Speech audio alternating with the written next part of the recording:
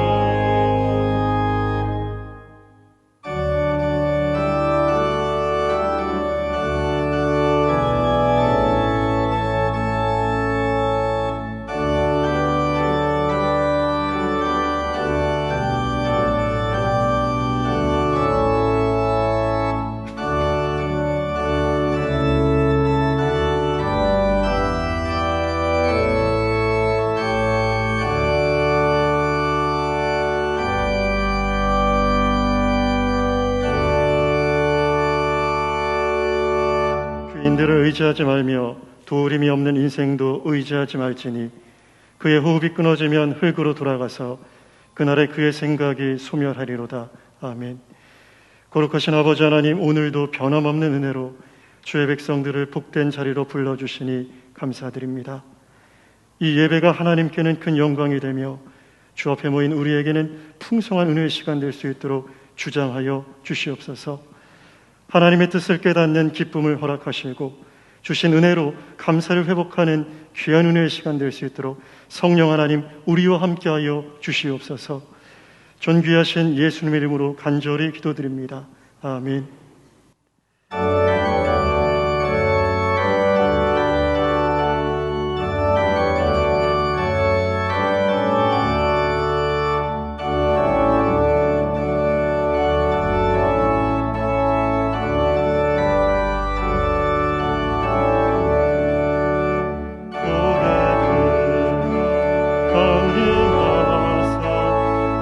찬송하게 하소서.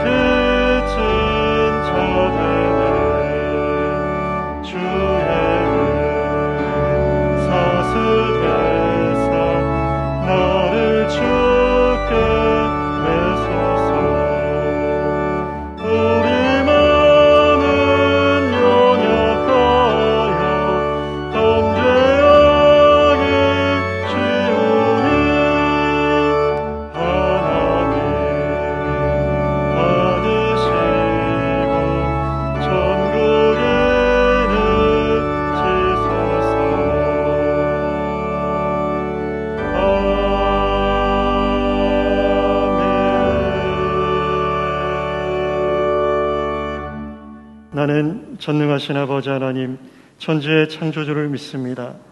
나는 그의 유일하신 아들 우리 주 예수 그리스도를 믿습니다. 그는 성령으로 잉태되어 동정녀 마리아에게서 나시고 본디오 빌라도에게 고난을 받아 십자가에 못 박혀 죽으시고 장사된 지 사흘 만에 죽은 자 가운데서 다시 살아나셨으며 하늘에 오르시어 전능하신 아버지 하나님 우편에 앉아 계시다가 거기로부터 살아있는 자와 죽은 자를 심판하러 오십니다.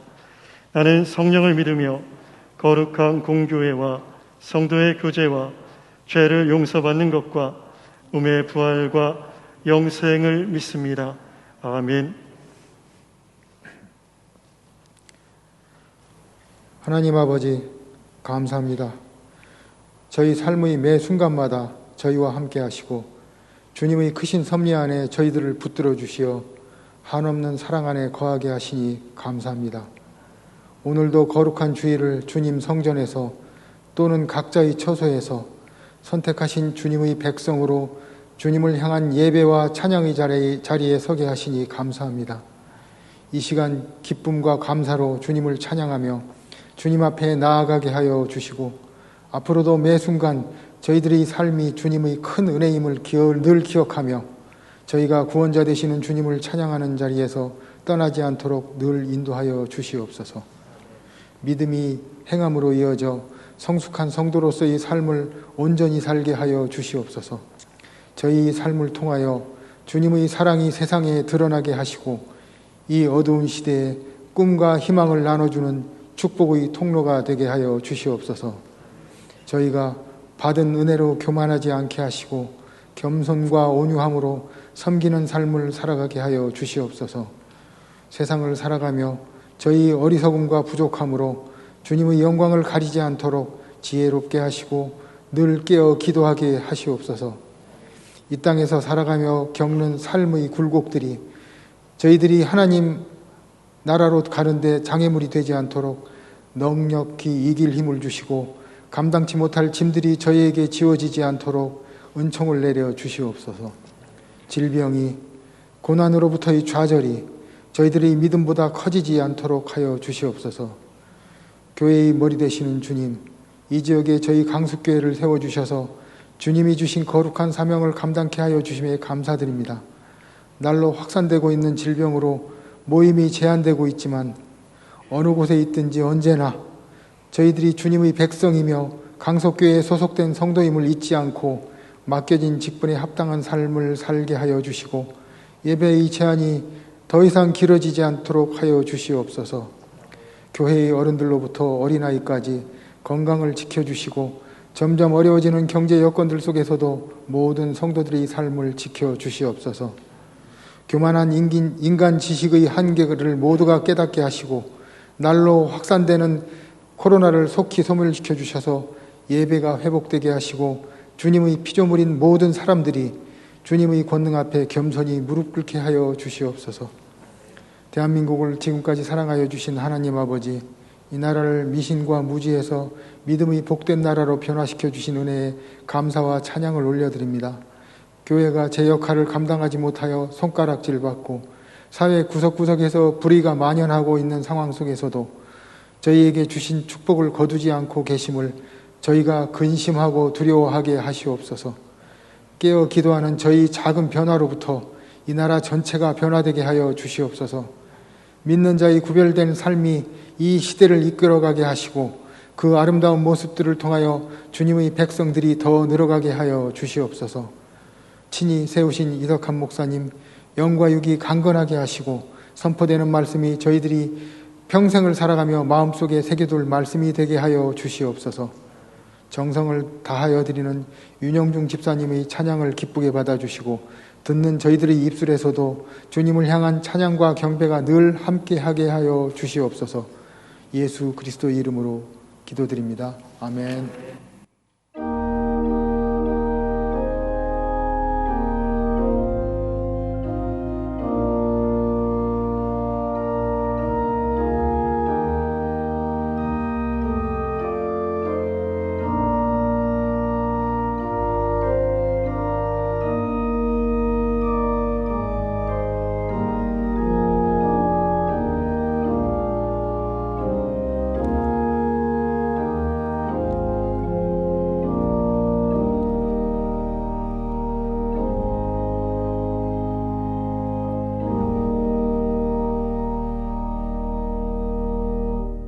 교회 소식을 말씀드리겠습니다. 주일 1, 2, 3부 예배는 대면 예배와 온라인 예배로 드립니다.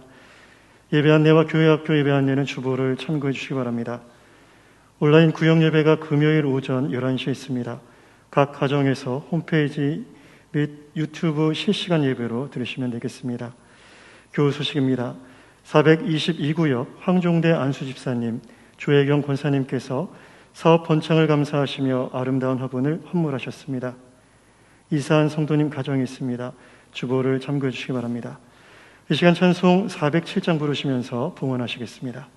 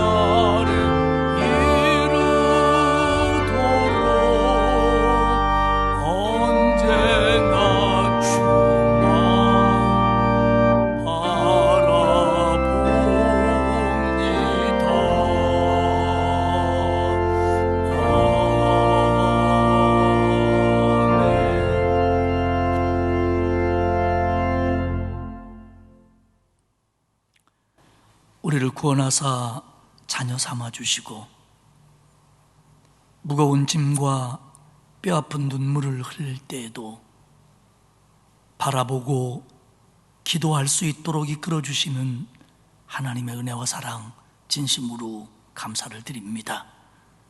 10월을 허락하시고 복된 주일 아침 하나님의 전에 나와 그리고 가정에서 주님 앞에 머리를 조아리며 예배케 하시니 고맙습니다.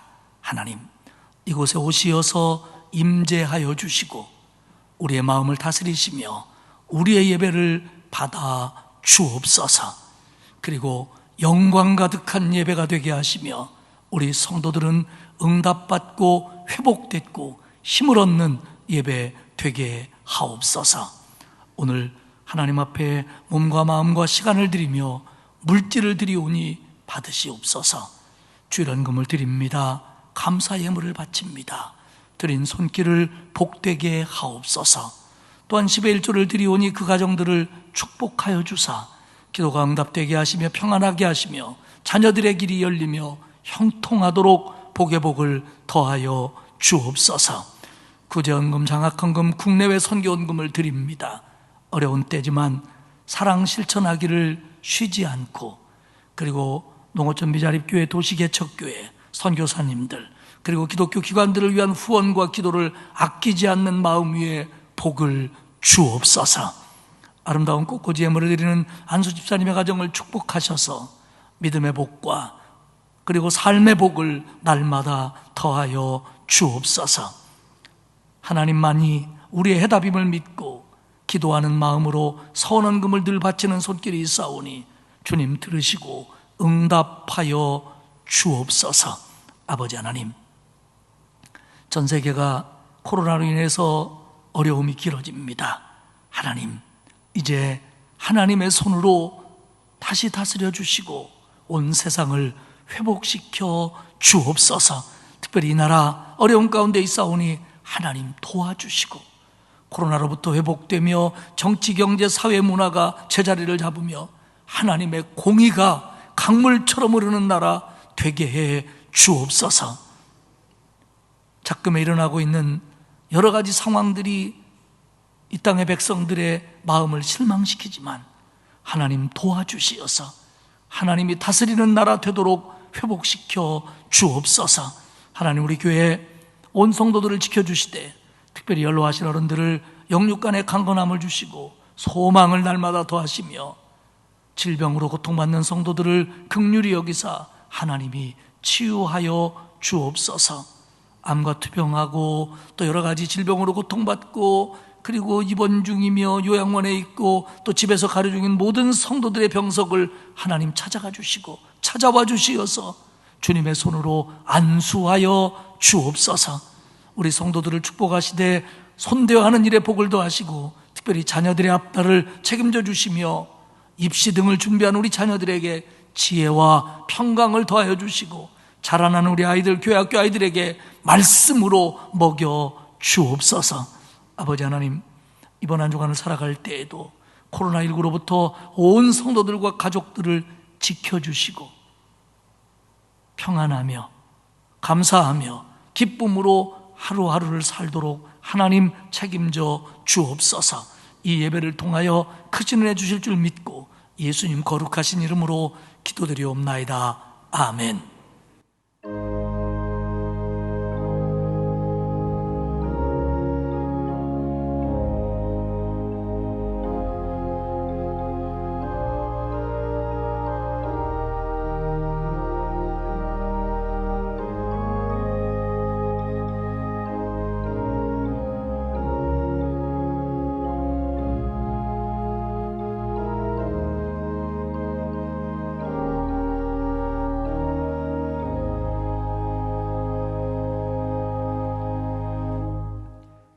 하나님의 말씀은 시편 80편 8절에서 14절까지의 말씀입니다.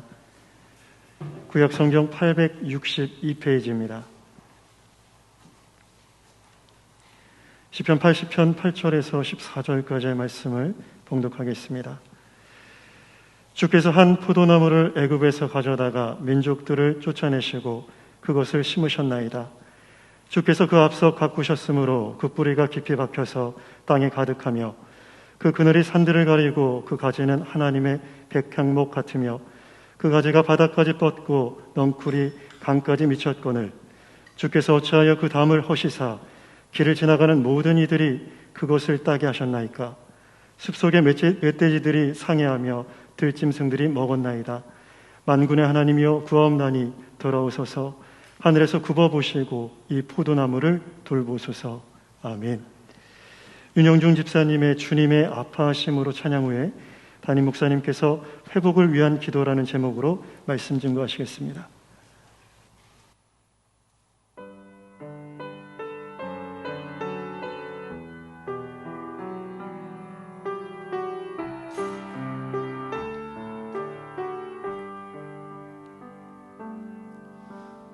주님이 흘린 눈물은 십자가의 무거움이 아니라오. 우리의 무지함을 아파하시며 흘리신 눈물이었소. 골고다 그 언덕길을 우리 위해 걸어야 했던 그는 비난과 손가락질에 물과 피를 흘려야 했건만 험난한 주님의 십자가 몹시도 무거웠건만 우리의 비난과 채찍에 재물 되어야 했던 주님의 아파하심으로 나 구원 받았으니 이제는 주님을 위하여 이 한 몸 바치리다. 당신은 알고 있나요? 죽음으로 사랑을 하신 것을 우리 예수님께서 자기 몸 다하여 죄인을 사랑하신 것을.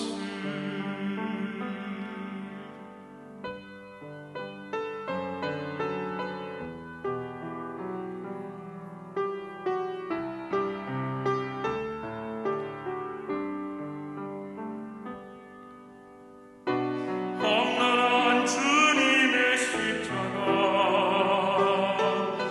몹시도 무거웠건만 우리의 비난과 채찍에 재물 되어야 했던 주님의 아파하심으로 나 구원 받았으니 이제는 주님을 위하여 이 한 몸 바치리다. 당신은 알고 있나요? 죽음으로 사랑을 하신 것을 우리 예수님께서 자기 몸 다하여 죄인을 사랑하신 것을 우리 예수님께서 자기 몸 다하여 죄인을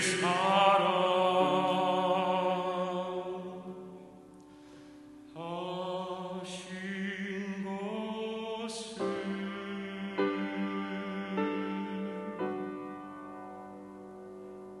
아멘.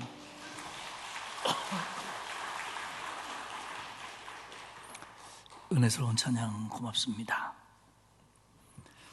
코로나19의 기세가 좀처럼 꺾이질 않고 있습니다. 거리두기 4단계가 연장되었습니다. 좀 아쉽지만 지금의 예배 형태가 당분간 지속이 되어야 될 것 같습니다. 가을이 찾아왔습니다. 식물들은 지난 여름의 무더위와 비바람을 견디고 저마다의 열매로 가을을 맞고 있습니다. 우리가 작년 올해를 보내면서 참 영적으로 신앙적으로 열매 맺기 어려웠던 때다라고 말할 수 있겠지만, 그러나 식물들은, 그리고 하나님의 섭리는 그런 어려움 가운데서도 열매를 맺게 하십니다. 이제 올 한 해가 다 지나가고 있는데 저와 여러분이 연말을 맞이할 때, 또 새해를 맞이할 때 하나님 앞에 기도의 열매, 신앙의 열매를 내어놓고 또 다른 새해를 시작할 수 있기를 주님의 이름으로 축복합니다. 시편 80편의 표제는 아삽의 시, 인도자를 따라 소산님 에드에 맞춘 노래, 이렇게 되어 있습니다. 아삽은 계속 말씀드리는 것처럼 다윗 시대의 성전 악사의 수석이었습니다. 아삽의 시라고 하는 것은 아삽이 지은 시일 수도 있고, 아삽의 자손들이 지은 시일 수도 있고, 아삽의 가문이 보관, 계승한 시일 수도 있습니다. 시편 80편이 기록된 배경에 대해서는 통일왕국 이스라엘이 북왕국과 남왕국으로 나뉘은 다음에 세월이 흘러 북왕국 이스라엘이 아수르의 침략을 받습니다. 그래서 이 아수르의 침략을 받아 큰 고통을 당한 것과 관련된 시편이다, 이렇게 봅니다. 그런데 그 구체적인 시기에 대해서는 어떤 성서학자들은 아수르가 공격을 해서 그 어려움을 당할 때 지은 시편이다, 이렇게 말하기도 하고요. 어떤 이는 아니다, 아수르가 공격을 해서 망한 다음에 북왕국의 사람들이 남왕국으로 일부 피신해 와서 지은 시편일 것이다, 이렇게 보기도 합니다. 분명한 것은 이 시편 80편이 아수르의 침공과 관련된 북왕국을 배경으로 하고 있는 시편이다라는 것만은 틀림이 없습니다. 시편 80편 속에 나와 있는 시인의 마음은 이렇습니다. 하나님, 지금 우리나라가, 이 백성이 큰 고난을 당하고 있습니다.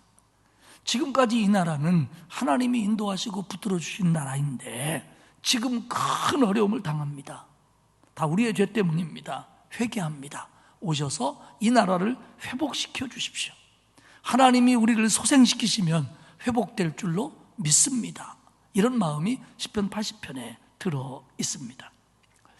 저는 시편 80편의 내용들이 지금 이 시대를 살아가고 있는 우리 그리스도인들에게 아주 시기적절한 말씀이라고 생각을 합니다.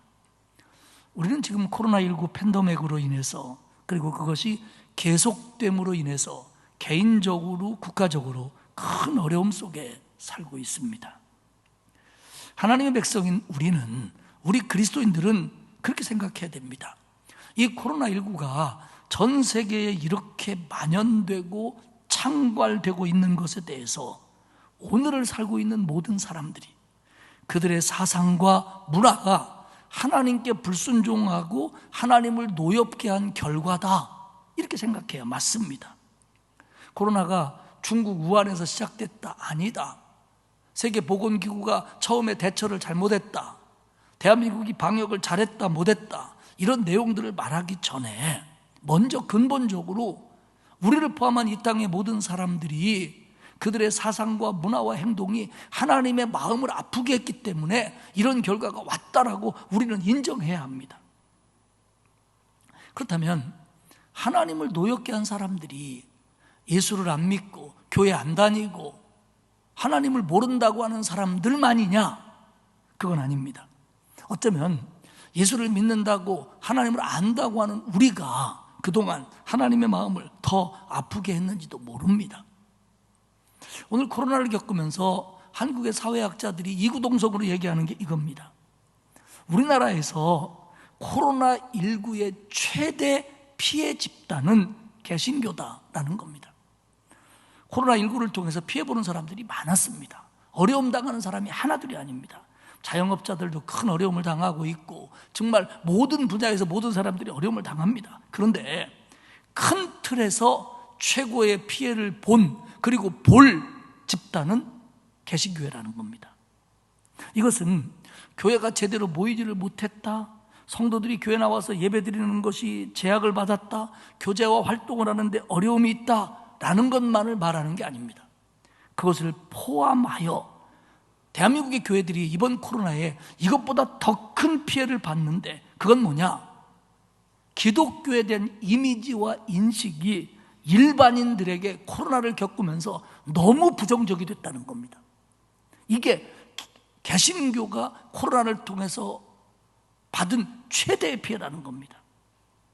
마치 교회가 집단 감염에 온상이나 된 것처럼 보도됐고 교회에 모여서 예배드리면 큰일 나는 것처럼 교회가 일반인들의 걱정거리가 됐습니다. 우리는 참 억울합니다. 물론 일부 이단들과 또 방역에 대해서 생각이 없었던 교회들이 무리를 일으켰던 것도 사실입니다. 그런데 이건 전체 교회에 볼 때 아주 극히 일부분입니다. 아주 작은 부분입니다. 지금 교회에서 이 넓은 곳에서 이렇게 소수가 뛰어앉아 마스크를 쓰고 예배를 드리는데 무슨 문제가 있습니까? 식사도 하지, 대부분의 교회들은 코로나가 온 뒤로 방역에 앞장서고 식사도 하지 않고 소그룹도 하지 않고 모임도 하지 않고 방역을 지키려고 노력합니다. 억울합니다. 그런데 우리는 억울한데 그들이 우리를 이렇게 보고 있다, 부정적으로 보고 있다, 맞습니다. 그런데 우리가 이걸 겪으면서 정말 놓치지 않아야 될 게 있습니다. 그게 뭐냐면 우리가 억울하다, 우리 교회들은 잘하고 있다, 이 생각보다 지금까지 기독교 역사 속에서 놀라운 부흥을 이룬 한국교회, 정말 어느 때 어느 나라보다 하나님의 은혜와 축복 속에 부흥을 거듭하던 한국교회가 이제는 정체되기 시작을 했고, 코로나19 속에서는 이런 부정적인 이미지를 많은 사람들에게 주게 된 것이, 그런 교회가 된 것이 과연 우연이냐 하는 겁니다. 억울하다고만 말할 수 있는 부분이냐? 정말 이렇게 대한민국 교회가 정체되고 코로나19 속에서 많은 사람들에게 이렇게 부정적인 이미지를 주게 된 것이 그냥 찾아온 결과냐 하는 부분입니다. 저는 분명 하나님께서 이런 일들을 통해서 우리에게 말씀하시고 싶어 하는 것이 있다라고 생각합니다. 한국교회가 부정적인 이미지를 갖게 된 데에는, 그래서 향후 한국교회가 코로나가 끝나도 사회활동을 하고 전도를 하고 선교를 하는데도 굉장히 어려움을 당할 거라고 하는 예측이 나오는 것에 대하여 지금 이런 일들이 예배를 잘못 드린 교회, 방역을 잘못한 교회 때문만이냐? 저는 아니라고 생각합니다. 하나님 보시기에 한국교회가, 저를 포함한 우리 그리스도인들이 하나님 보시기에 잘못했기 때문에 이런 결과가 왔다라고 저는 생각합니다. 그렇기 때문에 우리는 회개해야 됩니다. 교회가, 교단이, 그리고 저를 포함한 목회자들 책임이 크죠. 성도들이 회개해야 합니다. 최근에 한 목사님이 이 코로나를 겪으면서 우리가 참 우리의 죄와 허물을 좀 깨닫고 우리의 잘못된 부분들을 스스로 깨닫고 좀 고쳐보자, 그런 의미에서 한국교회 7가지 죄라고 하는 책을 썼습니다. 그 중에 뭐 개인적으로 뭘 잘못했다 이런 얘기들이 아니고요, 공동체가 갖고 있는 잘못된 것들이라는 면에서 썼는데, 그 중에 몇 가지를 보면요, 첫째로 얘기하는 게 영적 남용입니다. 한국교회 목회자와 평신도 지도자들이 하나님이 주신 영적인 직분의 권한을 남용했다는 겁니다. 권위주의에 빠지고 율법주의에 빠지고 영적 에리트주의에 빠졌다는 거예요. 내가 대단하고 내 신앙이 바르고 우리 교회는 대단하고 내가 이런 직분이고 내가 목사고, 하나님이 주신 섬김의 직분을 권위주의와 권력의 직분으로 여겨왔다는 겁니다. 이게 한국교회의 가장 문제다, 그렇게 지적을 합니다. 두 번째는 신앙의 사사화입니다. 무슨 얘기냐면 신앙을 개인적인 영역이라고만 생각했다는 겁니다. 마음으로 하나님을 믿고 그리고 교회 나와서 신앙생활하고 이러면 내가 신앙생활 잘한 거지, 이렇게 끝냈다는 겁니다. 신앙은 빛과 소금이 되어 공적인 영역, 다시 말하면 가정에서, 직장에서, 이웃 속에서, 사회생활 속에서 그리스도인 다워야 되는데, 이 부분은 생각하지 않고 그냥 내가 내 마음으로 예수 믿고 내가 교회에서만 인정받고 이것을 신앙의 목표로 생각해 왔다는 겁니다. 이게 한국교회의 큰 오류라는 거죠. 그리고 또 하나 지적하고 있는 것은 친목의 신드롬입니다. 초기 기독교가 그 예루살렘 교회를 중심으로 그리스도인들이 친교한 것은 예배의 교제, 그리고 기도의 교제, 실질적인 부분에서의 교제는 가난한 자들을 끌어안고 그리고 교회가 교제를 통하여 하나됨을 통하여 전도와 선교와 이런 것들에 앞장서려고 교제하고 친교했는데, 지금 한국교회의 교제는, 친교는 친목을 위한 교제라는 거예요. 자기들끼리만 폐쇄적인 집단이 되었고 전도나 선교나 이웃 섬김보다는 우리끼리 즐거워하려고 하는 일에 시간과 마음과 물질을 교회가 너무 많이 쓰고 있다는 겁니다. 전도회, 여전도회, 남전도회, 남선교회, 여선교회 이렇게 부르지만은 정말 모여서 하는 일은 그게 아니고 그냥 친교하는 일에 많은 것들을 쓰고 있다. 이게 하나님 보시기에 한국교회 잘못이다, 이렇게 지적을 합니다. 또 하나는 공로 신드롬입니다. 하나님의 은혜로 누군가가, 교회가 한 일을 개인이 한 것처럼 생각을 한다는 겁니다. 그리고 그것에 굉장히 의미를 부여한다는 거죠. 하나님이 주신 은혜로 됐는데, 은사도 마찬가지고요. 그리고 또 하나 얘기하는 건 무례한 기독교입니다. 이웃을 사랑하지 않고 긍휼히 여기지 않고 포용하지 못하며 고집과 무례함으로 사회와 비기독교인들을 대해왔다. 그러므로 오늘의 이런 결과를 가져왔다라고 지적을 합니다. 저는 목사로서 그 책의 내용을 100% 동의할 수는 없습니다. 그러나 상당 부분 목회자와 우리 교회와 그리스도인의 민낯을 보게 하는 지적이었음은 틀림이 없습니다. 시편 80편은 북왕국 이스라엘이 아수르의 침략을 통하여 고난을 겪을 때, 망하게 되었거나 망했을 때 탄식하며 회개하며 하나님께 회복을 구하는 시편입니다. 정말 우리는 나 개인과 가정과 교회와 이 나라의 회복을 위해서 정말 기도해야 될 때고, 그 일을 위해서 내가 작은아마 어떤 빛과 소금의 역할을 감당해야 되는가를 고민할 때에 우리는 와 있습니다. 그러므로 오늘 이 말씀을 통해서 우리가 나라를 생각하고 교회를 생각하고 나 자신의 모습을 생각하며 하나님의 회복의 은혜를 구하는 그런 마음이 새로워지는 그런 시간이 되었으면 참 좋겠습니다. 하나님께서 오늘 저와 여러분에게 은혜 주시기를 축복합니다. 첫 번째는 회복을 위한 기도입니다. 80편 1절에 보면 요셉을 양떼같이 인도하시는 이스라엘의 목자여 귀를 기울이소서, 그룹 사이에 좌정하신 이여 빛을 비추소서. 여기서 하나님을 양떼를 인도하는 목자로 표현합니다. 시편에서 낯설지 않은 표현이지요. 목자는 양떼를 책임집니다. 목자는 양떼를 인도합니다. 하나님은 그런 하나님이었다는 겁니다. 그러니 우리의 목자이신 하나님, 연약한 양인 우리의 기도에 귀를 기울이십시오. 그리고 그 하나님을 그룹 사이에 좌정하신 이라고 부릅니다. 그룹 사이에 좌정하신 이, 이거는 하나님의 통치권을 의미합니다. 마빈 테이트는 뭐라고 얘기하냐면, 그룹 사이에 좌정하신 하나님이라고 하는 것은 적어도 구약에서 두 가지 의미 이상을 포함한다라고 얘기합니다. 그 중에 하나가 뭐냐면,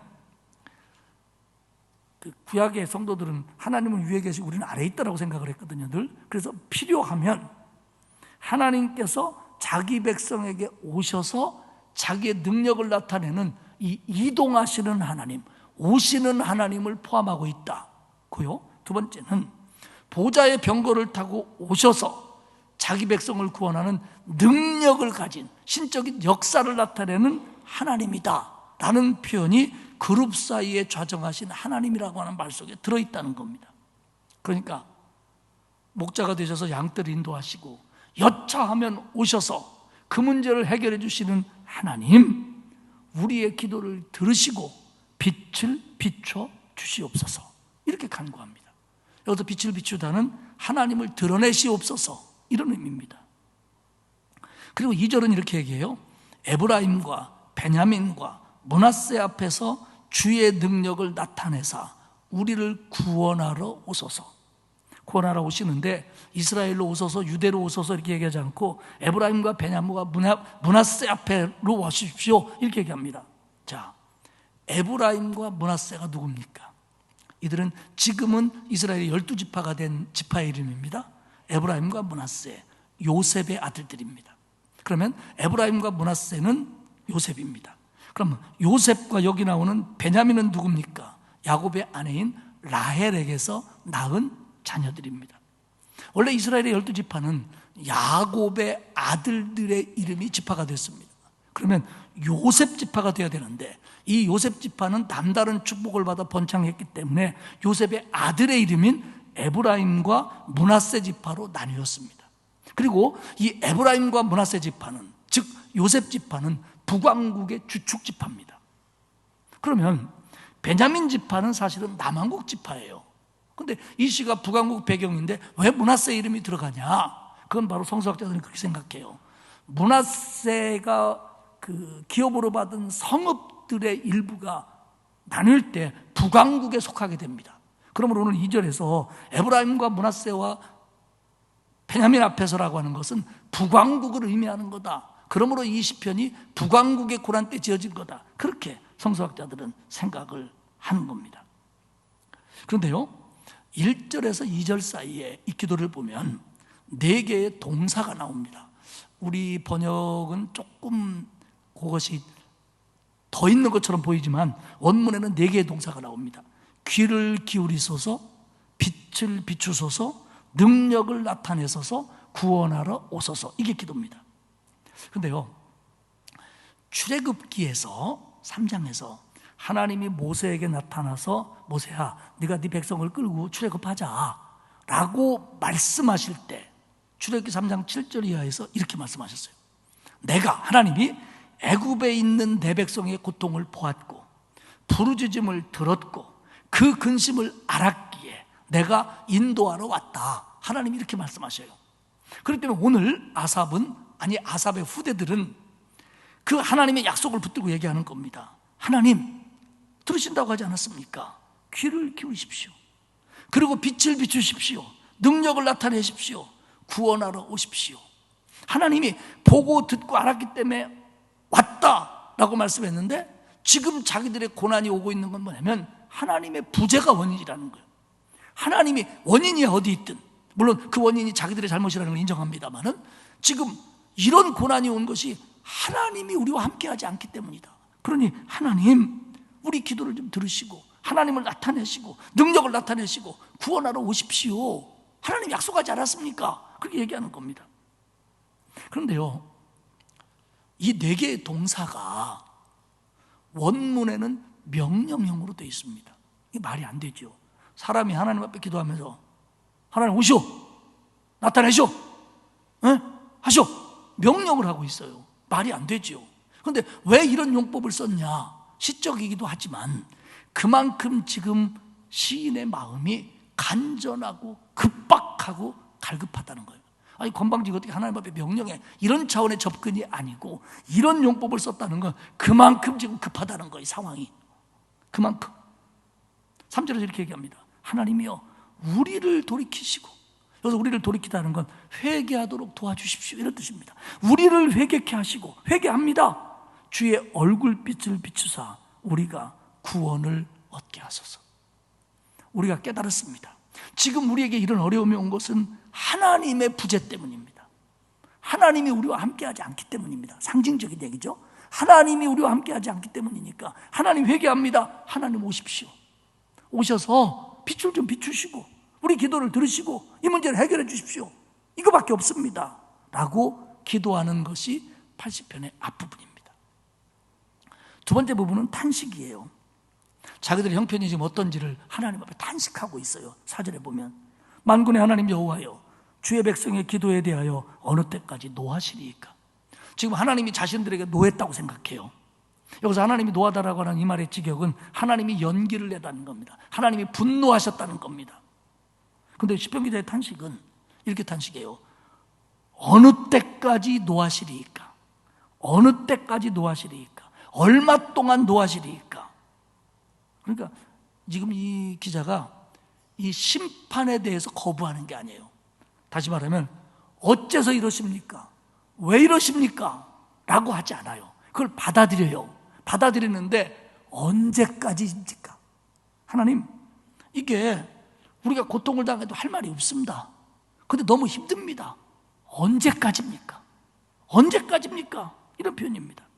그러면서 계속 탄식합니다. 5절에 보면 눈물의 양식을 먹고 많은 눈물을 마셨고 이스라엘의 원수들이 자기들을 비웃고 있다는 거예요. 지금 패배와 굴욕으로 처참해지고 이방인들이 자기들을 얼마나 우습게 여기고 조롱하는지 말도 못합니다. 그러면서 7절에 얘기해요. 그러니 만군의 하나님이여 우리를 회복하여 주시고 주의 얼굴에 광채를 비추사 우리가 구원을 얻게 하소서.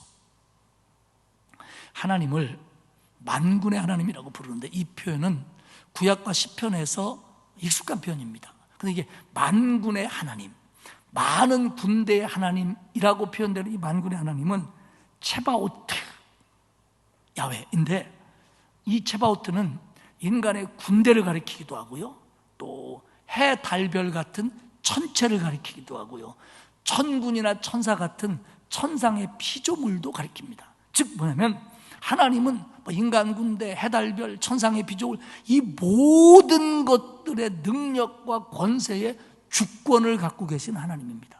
하나님이 최고입니다. 이겁니다. 하나님이 아주 강력하고 전능하시고 모든 걸 다스리시는 하나님이 만군의 하나님이라는 거예요. 그러니까 그 하나님은 지지 않는 하나님이에요. 그러니 그 하나님이 오시라는 거예요.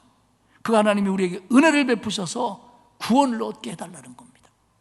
그러면서 8절에서 13절까지는 그동안 자신들에게 이스라엘에게 베풀어 주신 하나님의 은혜를 회상합니다.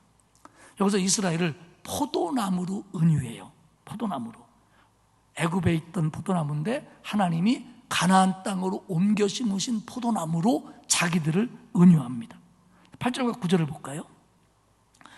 주께서 한 포도나무를 애굽에서 가져다가 민족들을 쫓아내시고 그것을 심으셨나이다. 주께서 그 앞서 가꾸셨으므로 그 뿌리가 깊이 박혀서 땅에 가득하며, 그러니까 이스라엘 백성을 출애굽시켜서 가나안 땅에 적장시킨 것이 하나님의 은혜입니다. 그리고 그 옮겨 심는 것은 성공적이어서 번성한 포도나무처럼 이스라엘이 성장했습니다. 그래서 10절과 11절에 보면 그 포도의 그늘이 산들을 가렸고 그 가지가 바닥까지 뻗었습니다. 그러니까 이게 다윗 시대, 솔로몬 시대를 겪으면서 이스라엘이 하나님의 은혜로 가나안 땅에 와서 하나님이 미리 작업해 주신 은혜를 입으면서 대단히 번성하고 완전하게 차지하고 강력한 나라가 됐다는 겁니다. 그런데 12절과 13절의 탄식을 뭐라고 하냐면 주께서 어찌하여 그 담을 허시사 길을 지나가는 모든 이들이 그것을 따게 하셨나이까? 숲속에 멧돼지들이 상해하며 들짐승들이 먹나이다. 이스라엘이 포도밭이라면 하나님이 옮겨 심었고 하나님이 울타리가 되어졌다는 겁니다. 담이 되어졌다는 겁니다. 그런데 하나님이 어째서 그 담을 이제는 허셔가지고 멧돼지와 짐승들이 와서 짓밟고 먹고 엉망진창을 만들도록 내버려 두십니까? 라는 탄식입니다. 이게 울타리가 있을 때는 멧돼지들이 못 왔다는 거예요. 하나님이 울타리가 되어졌다는 거예요. 하나님의 임재와 하나님의 보호가 이스라엘을 지켰다는 거예요. 그런데 지금은 그게 안 되니까 저것들에 의해서 우리가 이렇게 어려움을 당합니다. 이런 하소연입니다. 죽이고 빼앗고 포로로 끌려가고 그리고 처참하고 황폐하게 만들었습니다. 아름답게 번성했던 포도나무, 그러나 지금은 황폐해진 포도밭, 이걸 비교하면서 전날의 영화와 오늘의 처참함을 하나님 앞에 탄식을 해요. 그래서 마지막 부분에 기도하며 확신합니다. 14절에 이렇게 기도합니다. 만군의 하나님이여 구하옵나니 돌아오소서. 하늘에서 굽어보시고 이 포도나무를 돌보소서. 여기서도 하나님을 만군의 하나님이라고 불러요. 하나님이라면 해주실 수 있다는 겁니다. 하나님만이 하실 수 있다는 겁니다. 하나님의 능력이면 가능하다는 겁니다. 하나님이 다시 담이 되어주시면, 하나님이 우리에게 와주시면 이 문제는 회복된다는 거예요. 포도나무를 돌보소서. 문자적으로는 방문해 주십시오, 그런 뜻입니다. 하나님이 와서 보시고 이 문제 좀 해결해 주십시오, 이런 시적인 표현입니다.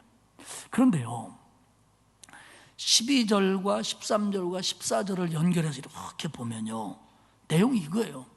하나님이 우리를 가나안으로 심겨주셔갖고 굉장히 번성하게 하시더니 이제 와서는 하나님이 그렇게 하신 일을 하나님이 무로, 없었던 일로 돌리려고 하십니까?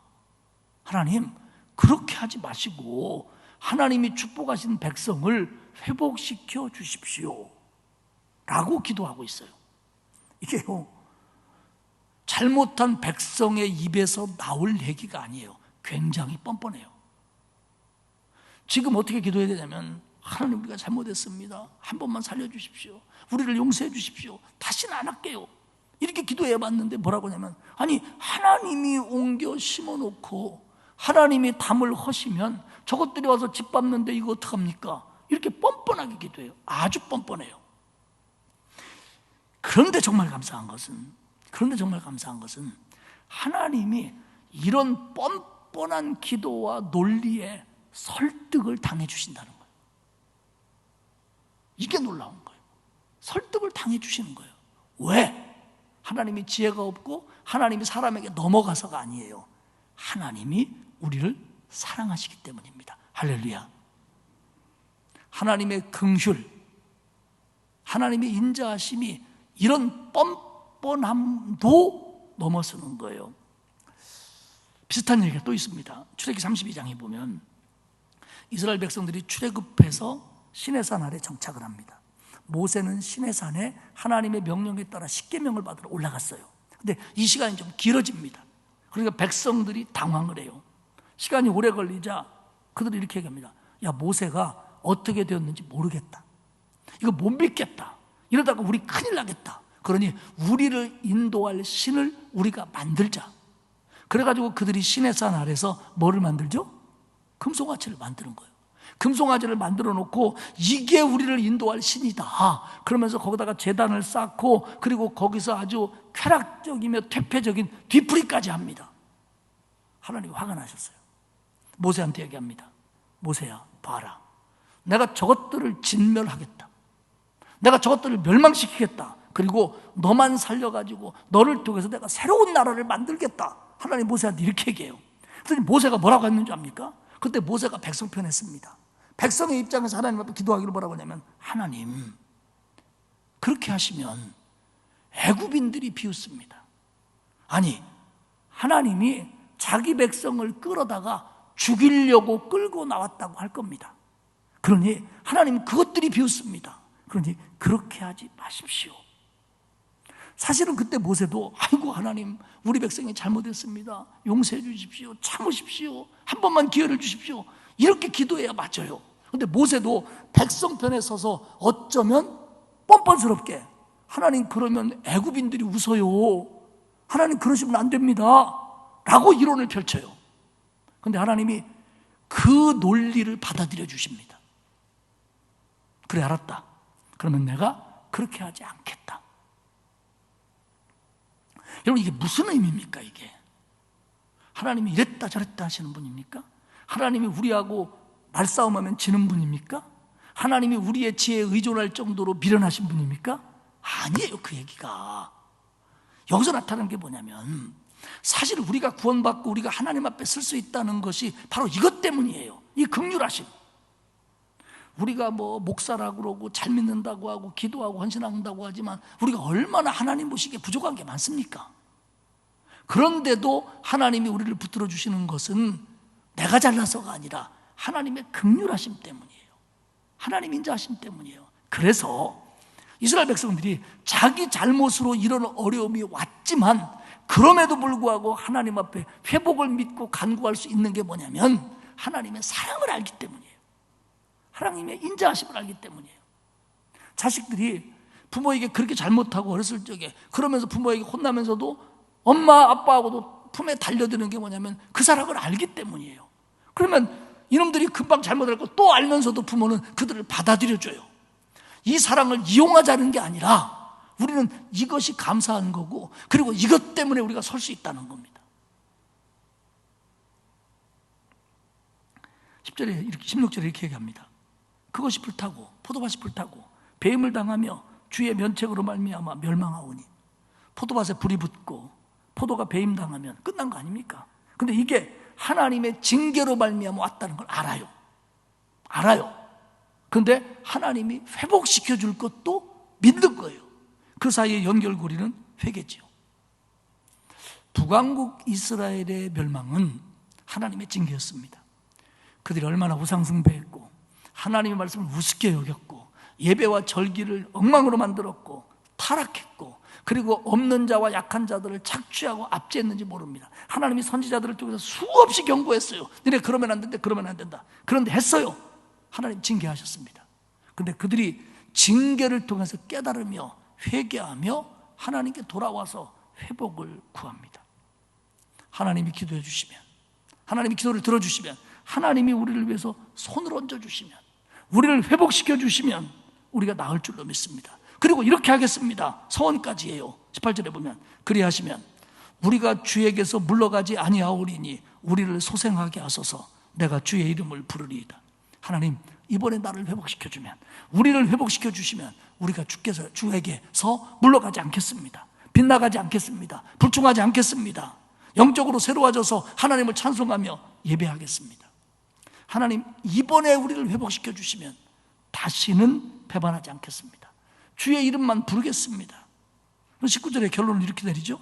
만군의 하나님 여호와여, 우리를 돌이켜 주시고 주의 얼굴의 광채를 우리에게 비추소서. 우리가 구원을 얻으리이다. 하나님, 우리를 용서해 주십시오. 그리고 우리에게 하나님의 얼굴을 다시 비춰 주십시오. 그러면 우리의 영과 육이 회복되고 구원을 얻을 줄 믿습니다. 분명 북왕국 이스라엘의 멸망은 그들의 죄에 대한 하나님의 징계였어요. 하지만 그들이 회개하고 간구하니까 하나님은 훗날 그들을 회복시켜 줬습니다. 사랑하는 여러분, 하나님의 백성도, 하나님의 백성의 공동체도 이 땅에서 고난을 당합니다. 그 고난의 이유는 징계일 수도 있고 징계가 아닌 다른 이유일 수도 있습니다. 그런데 지금 우리 백성이 당하는 고난이, 교회가 당하는 어려움이, 내가 겪는 이 힘든 일이 하나님의 징계다 아니다, 그걸 따지는 것보다 더 중요한 게 하나 있습니다. 그게 뭐냐면 그걸 해결하는 방법은 한 가지라는 겁니다. 이 우리 백성이 당하는 이 고난이 하나님의 징계이든 아니든 간에 해결할 수 있는 방법은 하나밖에 없어요. 그게 뭐죠? 만군의 하나님의 능력이에요. 우리가 개인적으로 어려움을 당하는데 이게 내 잘못 때문이구나, 이렇게 하나님께서 깨달음을 주시면 그 부분 회개하고 정리하면 돼요. 그리고 우리가 당하는 이 고난이, 나는 이거 잘못인지 잘 모르겠는데 이 어려움을 당하는데, 그러면 그거 굳이 기다 아니다 막 따지려고 할 거 없어요. 방법은 똑같아요. 하나님께 구하는 거예요. 하나님, 우리에게 와주십시오. 하나님 얼굴빛 비춰주십시오.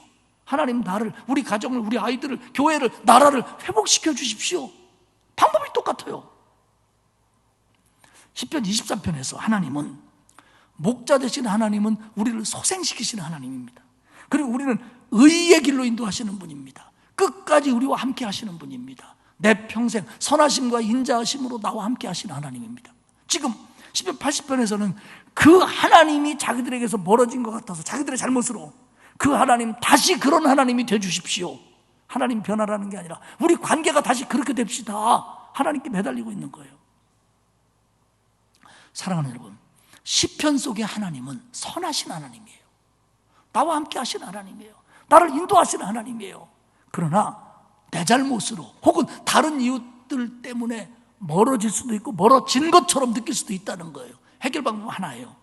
사실은 하나님 와주십시오 하지만 사실은 내가 하나님께 가는 겁니다. 회개를 통해서 가고 순종을 통해서 가고 기도를 통해서 가고 내가 가는 겁니다. 하나님 오십시오 하지만 사실은 이스라엘 백성이 하나님께로 돌아서겠다는 겁니다. 하나님 회복시켜 주십시오.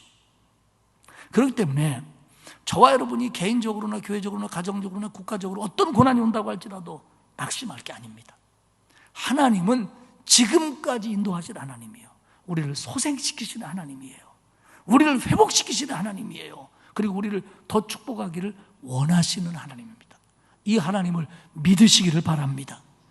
그래서 더 기도하고 더 헌신하고 더 하나님과의 관계를 회복하고 이름으로써 우리 자녀들, 우리 가정, 내가 하는 일, 물질, 일터, 우리 교회, 이 나라 하나님이 다시 회복시켜 줄 줄로 믿고 나가는 거, 그게 우리의 할 일입니다. 교회에 대해서 관심을 갖고 있는 많은 분들이 걱정하는 게 코로나19가 깨끗하게 싹 정리되기도 쉽지 않지만 오늘부로 딱 정리됐다고 그래서 다음 주일부터 코로나 전에 모였던 성도들이 모이고 그 성도들이 똑같은 마음을 가지고 신앙생활을 하겠느냐에 대해서 많은 걱정을 합니다. 이미 코로나19 속에서 믿음을 저버린 분들이 많아요. 그러니까 안 보이면 가정에서 예배드리겠지라고 생각하지만 그렇게 안 하고 있는 사람들이 많다는 거예요. 앞으로 그분들이 교회에 안 나오게 생긴 분들이 많아요. 그래서 연락도 하고 전화도 해보고 하지만 받지도 않고 답도 없고 그런 분들이 하나둘이 아니에요. 그래서 저는요, 제가 제일 관심을 가지고 기도하고 마음 쓰는 첫 번째가 뭐냐면 그거예요. 하나님, 코로나가 언젠가는 끝날 텐데, 아니면 코로나가 별로 큰 문제가 안 되는 날이 올 텐데, 그때 우리가 코로나 전처럼 인원들이 모여서, 물론 인원이 다는 아니에요. 그러나 그렇게 모여서 예배하고 그런 교회의 힘을 나타내고 그런 하나님의 일을 하도록 만들어 주십시오. 저는 그게 제 첫 번째 관심이에요. 그리고 이게 시간이 좀 걸릴 거라고 생각해요. 그래서 여러분에게 솔직히 얘기하면 제가 강석교회 담임 목사를 물러나는 날까지 이런 일들이 회복이 되고 더 부흥되는 것이 저는 이 시대에 가지고 있는 첫 번째 기도 제목이고, 그리고 제가 가장 소원하는 일입니다. 그래서 다른 것들, 교단 일이나 다른 것들에 대한 이야기들이 될 때도 아닙니다. 나는 이것부터 해야 되고, 하나님이 내 마음이 주신 것이 이겁니다. 이것의 회복입니다. 이것이 제 마음에 커요.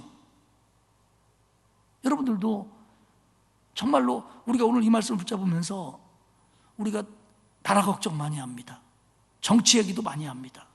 여야, 보수, 진보 그럴 수 있습니다. 그런데 제 생각으로는, 아니 정확하게는 그런 얘기를 하고 논쟁을 하고 말하는 시간만큼 그 이상으로 우리는 이 나라와 이 민족을 위해서 기도해야 됩니다. 지금 정부가 어쩌니 잘하는 거다, 못하는 거다, 누가 틀려 먹었다, 누가 되면 안 된다, 이런 수많은 얘기들을 하기 전에, 마음에 담기 전에 먼저 해야 될 게 뭐냐? 하나님, 이 나라를 하나님이 회복시켜 주십시오. 정말 제대로 된 지도자가 좀 나오게 해 주십시오 라고 기도하는 게 먼저야 돼요. 그리고 그뿐 아니라 우리 교회를 위해서 기도해야 되고, 다른 교회들을 위해서 기도해야 되고, 그리고 우리 교회 속에서 지금 회복이 필요한 분이 얼마나 많습니까?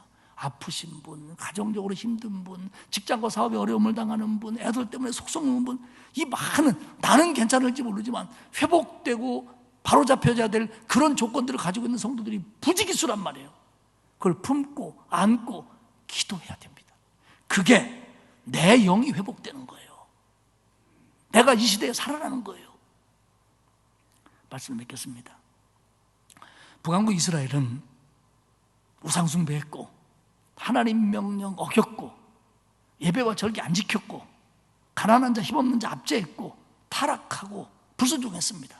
그러다가 아수리의 공격을 당했고 결국 북왕국이 망해요.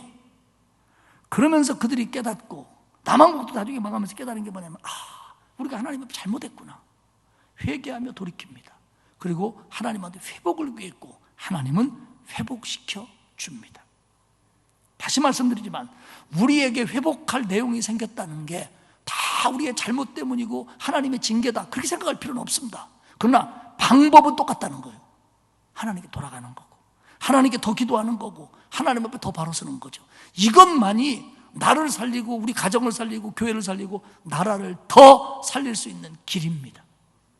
하나님만이 하실 수 있는 겁니다. 우리가 할 수 있는 방법은 하나님께로 돌아가는 겁니다. 이런 은혜가 저와 여러분에게 있어서 세상 사람들이 걱정하는 것처럼 코로나19의 후에도 교회가 걱정거리가 아니라 정말 하나님의 축복이 대한민국 교회 위에 다시 임하고 우리 교회 속에 다시 임하고 믿는 자들에게 더 큰 복이 임함으로 말미암아 세상 사람들이 하나님 살아계시는구나, 하나님은 하나님의 백성을 지키는구나 라는 걸 알게 하도록 해주는 거, 이게 우리의 사명입니다. 저와 여러분에게 작은 것에서 큰 것까지 우리 교회와 어려운 성도들과 우리 교회와 그리고 이 나라 속에 진정한 회복이 이루어지고 그걸 위해서 우리가 더 기도하고 헌신하는 저와 여러분이 되시기를 주님의 이름으로 축복합니다. 하나님 아버지 고맙습니다. 코로나19를 보내며 많은 것들이 망가지고 어려워지고 그리고 제자리를 찾지 못하는 이런 상황 속에서 하나님께 회복을 구합니다. 하나님, 우리 성도들의 믿음을 회복시켜 주옵소서. 성도들의 건강을 그리고 손대야 하는 일을 회복시켜 주옵소서. 우리 교회와 이 나라의 교회들을 회복시켜 주시옵고 우리나라를, 이 세상을 하나님 다시 한번 회복시켜 주옵소서. 그래서 하나님이 만군의 하나님이시며 우리의 목자이심을 다시 한번 느끼고 노래하며 감사하며 살도록 도와주옵소서. 하나님 간절히 빕니다. 회복을 위해 기도하는 우리 성도들의 기도를 응답하여 주옵소서. 예수님의 이름으로 기도하옵나이다. 아멘. 369장 찬송하겠습니다.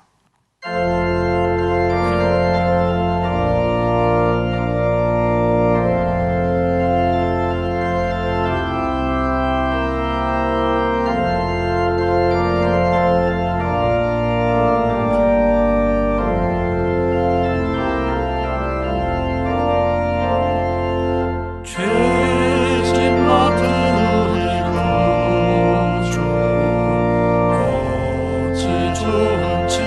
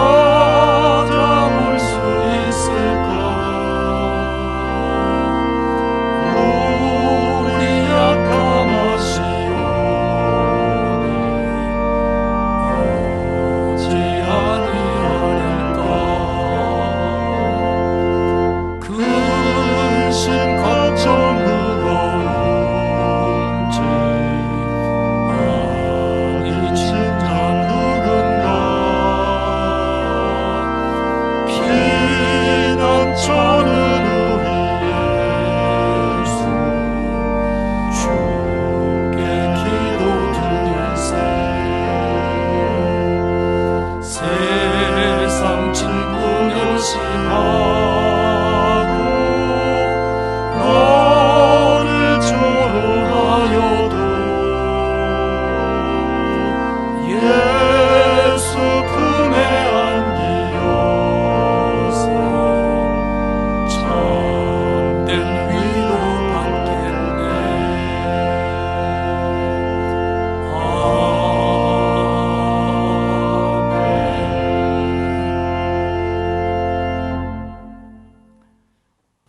이제는 교회의 머리이시며 우리의 구주이신 예수 그리스도의 은혜와 하나님 아버지의 넓고 크신 사랑하심과 성령님의 감화감동 위로 교통하시는 역사가